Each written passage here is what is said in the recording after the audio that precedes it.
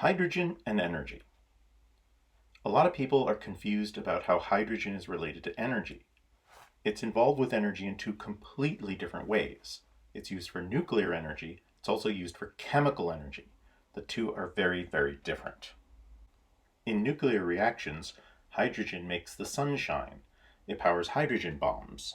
We haven't yet been able to make fusion reactors because it's a very difficult engineering challenge. When we do get it, our energy problems will be over. Nuclear reactions make thousands of times as much energy as chemical ones do.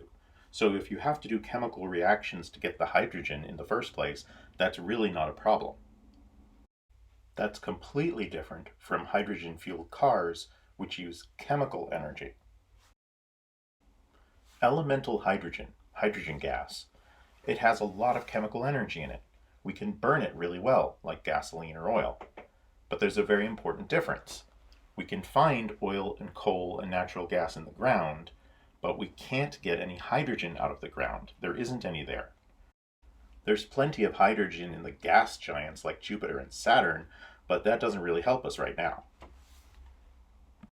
There is a lot of hydrogen on Earth, but it's bound up in chemicals like water and sugar and oil.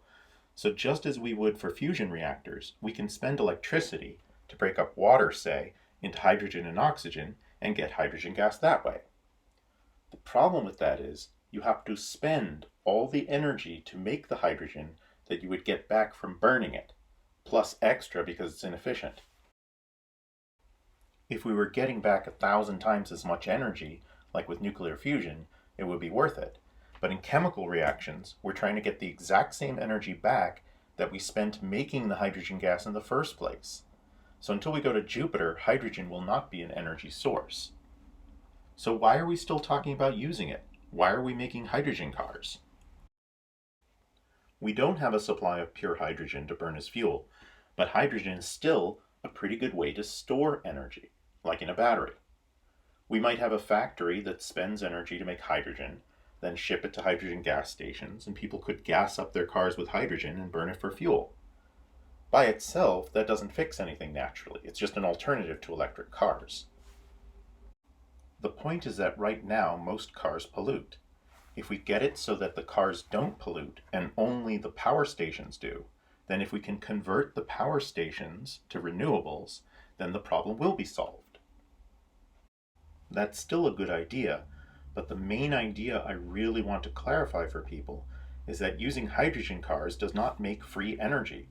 We don't have hydrogen mines. So to sum up, nuclear fusion makes huge amounts of energy from hydrogen, but it isn't ready yet.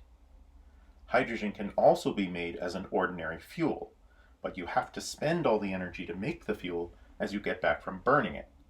That's still worthwhile because hydrogen cars won't pollute, and once power plants get converted to renewables, the problem will be fixed. A lot of Hollywood movies get really basic science wrong, and it's very important for everyone to understand that energy always has to come from somewhere. We can't make free energy out of nothing. I hope that clears up some confusion. Thanks for watching.